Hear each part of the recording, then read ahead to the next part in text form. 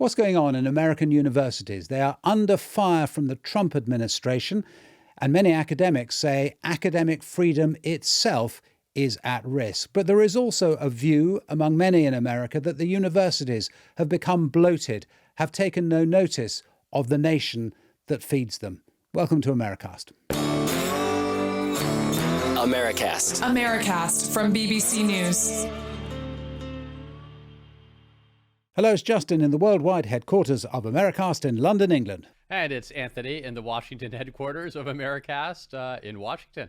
OK, let us welcome Inez Stepman to the pod. She's a senior policy and legal analyst for the Independent Women's Forum and Independent Women's Law Centre, but she is very much a specialist in education policy. She's someone who's very much influenced, inspired, I think it is fair to say, the Trump administration's position on universities. So, Inez, welcome to the podcast. Thank you for joining us. Thank you so much for having me. Set out your stall. Tell us what you have been saying for years now is wrong with the American university sector. The university sector has a very simple problem, and you guys have been discussing it already. They're heavily, heavily dependent on taxpayer money to the extent that they're over a barrel now.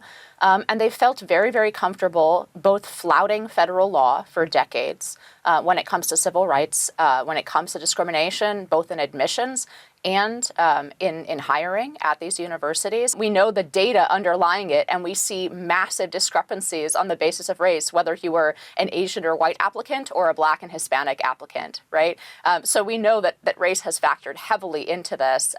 So they have been flouting those laws of the country for a long time. There are a lot of private businesses that have been flouting them as well under the guise of essentially left-wing ideology, affirmative action, whatever ideological sort of underpinning they want to do. But they've been violating the law, and they've become much more expensive over time. The value of a degree is decreasing. We have 2 generations now of students in heavy student loan debt. Something had to change with this model that universities have been using, which is basically to be far left activism centers that has lost the confidence of 2/3 of the country, not just Republicans, independents, totally in the tank in terms of what they think, or in terms of trust in the university system. And yet the prices were ever higher, and those bills were funded primarily by taxpayers who also issue the loans that students are now struggling with. So the whole model had to change. It was, I think, it was at a tipping point anyway because of a lot of the financial issues, but I'm very, very happy with what the Trump administration has done so far. But isn't it in Harvard's interest and other universities, isn't it in their interest to have a rounded student body, to not just have a classroom full of kids who are really good at taking standardized tests, really good at taking AP tests? I mean, their goal, right, is to have diversity in their student body. These are the elite schools, and to have access to a wider variety of people geographically, racially, and have them be able to mix and be able to be in the student body rather than kind of a monoculture on a different kind.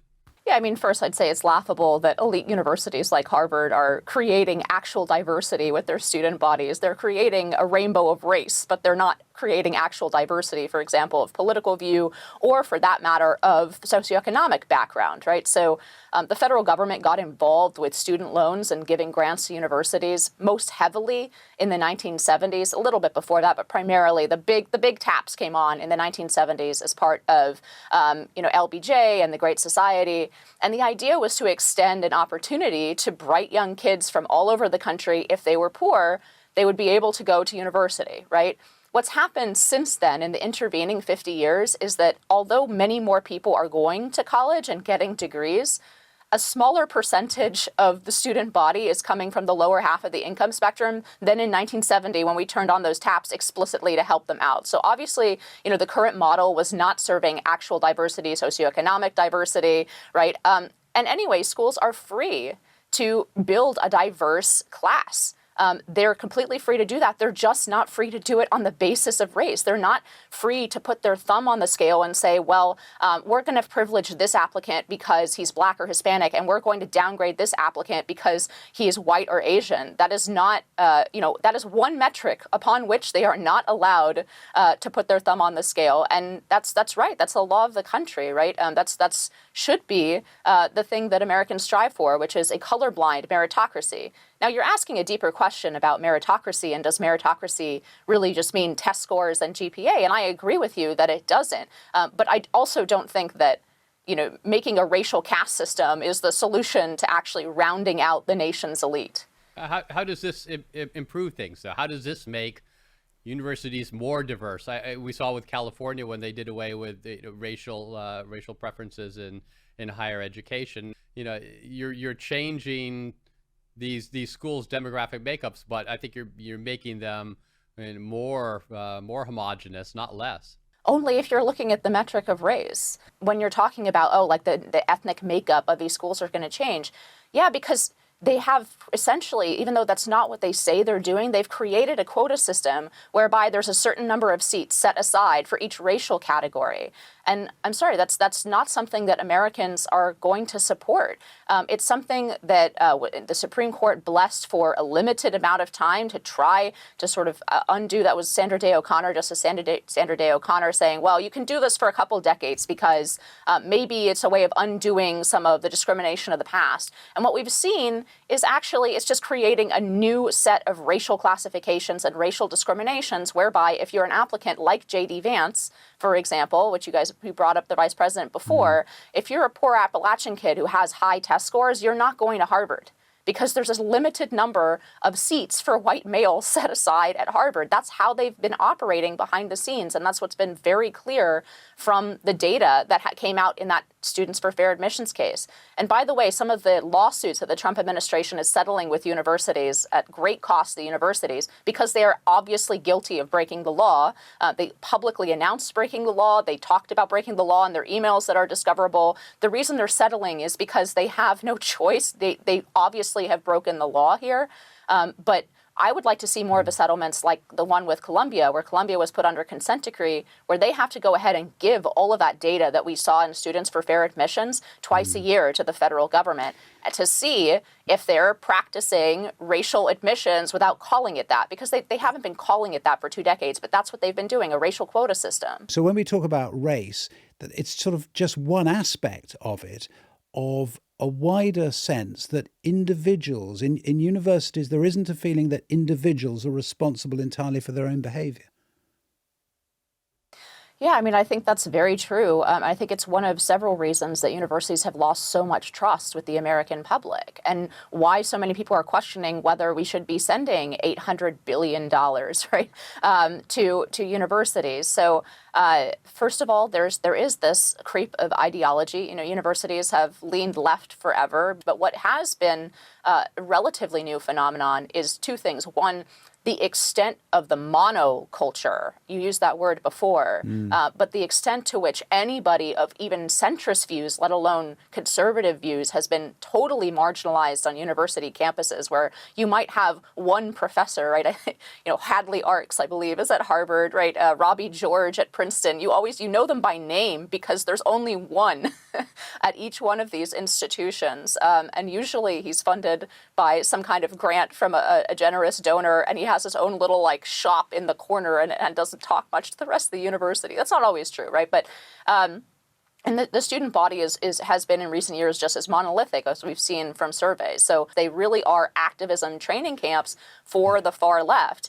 And then why shouldn't the 2/3 or more of the country that doesn't subscribe to that ideology say, well, why are we sending our tax dollars here? And then on top of it, is our daughter going to have to take out, $150,000 in loans, to attend this kind of institution where a lot of what's happening there is far, far to the left, like 2-3 standard deviations to the left of the American public. By the way, they're going into the newsrooms at the New York Times. They're going into all of these finance capitals, these major businesses in America. And lo and behold, what we've seen is not that these kids have sort of forgotten their blue-haired ways and gone on to do the American capitalist dream of making money. They've made plenty of money, but what they've done is transformed the institutions. And sure enough, we've seen all of America's corporate structure move far left culturally on a number of issues. Of course, they didn't move far left on making money, so that's a little convenient for them, right? But we've seen America's corporate structures move far left and start to play in politics, right? We've had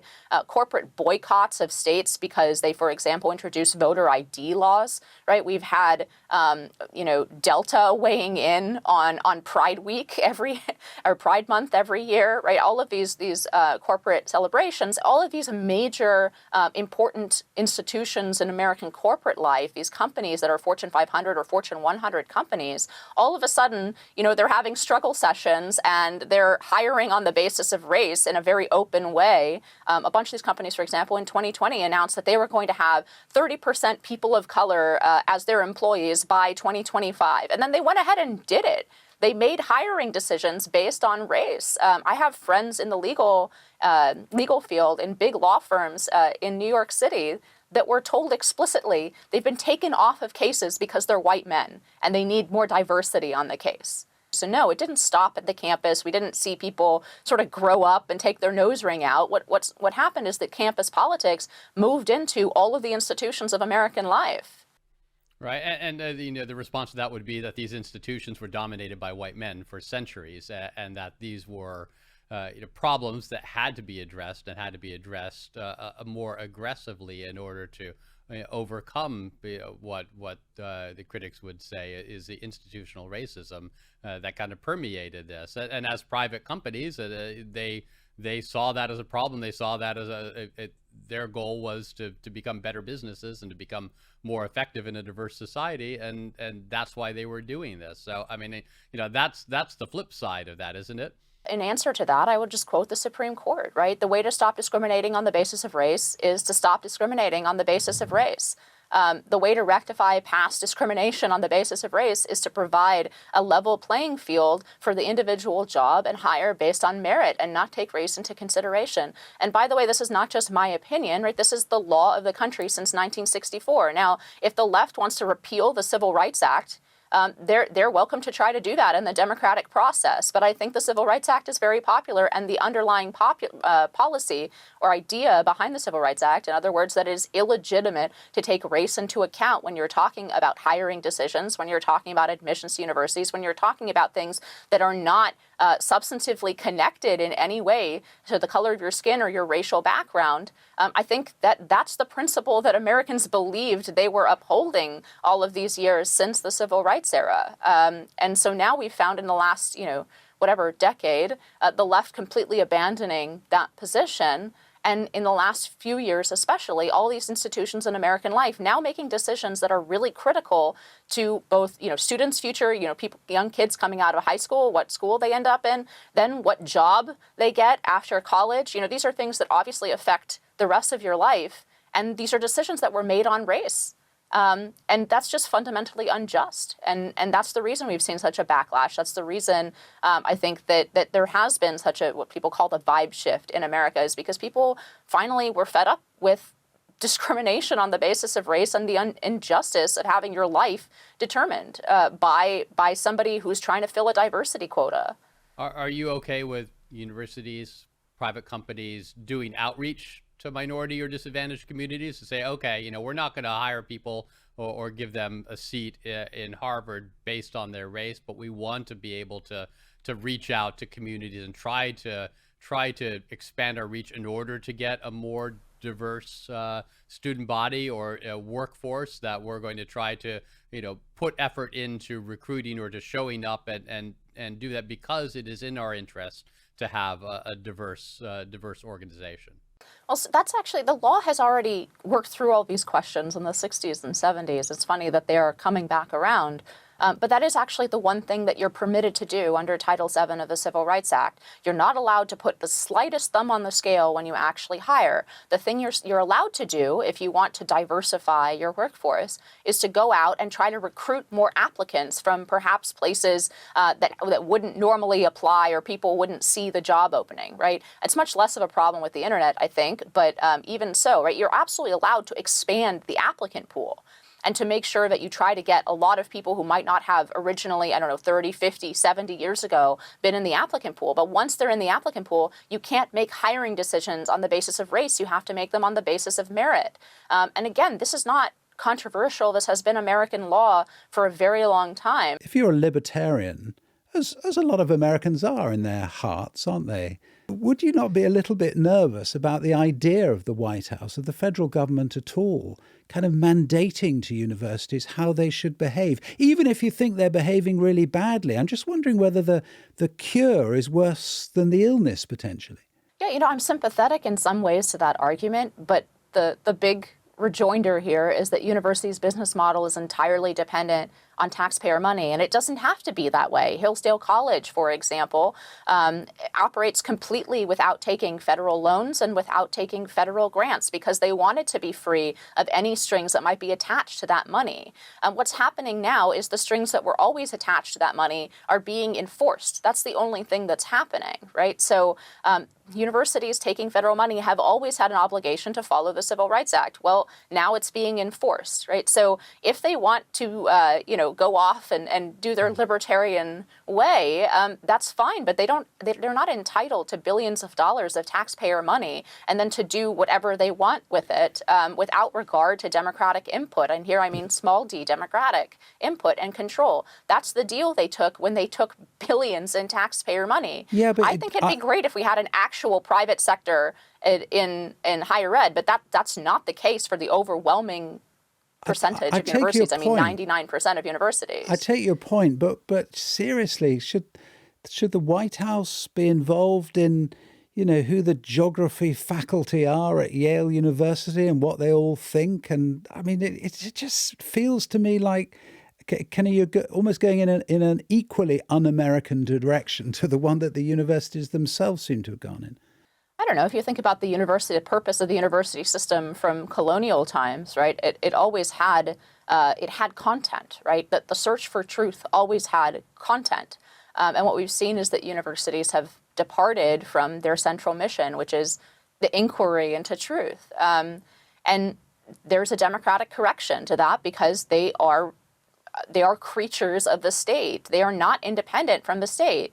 If they want to be independent from the state, they're more than free to do that. Harvard has a $53 billion endowment. That's more than the GDP of many countries, right? These are not weak institutions. These are institutions that have become incredibly wealthy, not because of the particular learning that they're imparting to their students, right? But because they serve, and increasingly what they've served as, are networking institutions for already wealthy, already elite people. Yeah, and I think you get at something, the cost of higher education. I think that's at the root of all of this. I mean, when I was growing up in high school and before, people could go to a big public school and pay much less, pay hundreds of dollars a semester compared to tens of thousands of dollars. And that's the financial burden, I think, increases the pressure on everyone. But I wanted to ask you really quickly here at the end, because I hear that you worked with Charlie Kirk, that you did podcasts with him. Could you tell me a little bit about your relationship with him and what his views on higher education, how they kind of melded with yours? I mean, Charlie was a great and really warm person. He had a lot of friends, right? He made everybody feel like they were a great friend of his, and that was a special quality about him. It made him a great coalition builder. It made him a great nexus for all the different pieces of the right who are usually at each other's throats. He was very much a kind of peacemaker between different factions of the right and a synthesizer. I think Charlie's example really shows that how bankrupt the university model is, because he was such a smart guy, was able to understand such large amounts of information and then argue on on a huge number of topics. I'm sure people have seen the videos of him arguing with students on, every policy topic under the sun, on every cultural topic under the sun. And he really gave himself a classical education. I mean, I think our generation, Charlie was in his early 30s, I'm in my mid 30s, like our generation, I think really, regardless of whether we had no university education at all, like Charlie, or whether, like me, we went all the way through law school, and I went to UVA, by the way, so one of the schools that is being offered this this compact. But so whether we did either one of those things, we were both kind of robbed of a classical education in the Western canon. And Charlie did the work, and I've done to a lesser extent, I think, the work that Charlie did, but of going back and being our own teachers and becoming autodidacts and having to learn about Plato and Aristotle, on our own time, rather than expecting the university system to actually educate us. And that's really what's been lost here. I'm by no means a person who thinks that university education should be all dollars and cents, and we should evaluate every major and see, and the hard sciences are good because people make money, and the liberal arts are bad because they don't make money or they don't connect to, any practical use. I think there is a higher purpose of liberal education, of classical education, but universities were failing to do that. And I know a lot of people in my generation who feel robbed of that. Like, we've had to do it on our own, essentially, whether we paid the enormous sum or not. We've had to do it on our own. And autodidacts are great, but they have blind spots. I'm talking here about myself, right? They have blind spots. The first book you read about, for example, historical topic tends to frame everything you think about that period of history. And that's where real scholarship actually comes in, right? It gives a survey view so that you don't get overly biased or overly pulled in one direction or another in a field, and you get a full survey of the field. And then the mentorship that's part of the student-teacher relationship, right? Those things are precious, and they're not. It's not that I don't think there's a role in American life, a valued role, and in some ways like an exalted role for that kind of teaching and learning. I just don't think it's happening in Harvard or Yale. And Charlie's a great example of somebody who did it on his own better than anything that's on offer.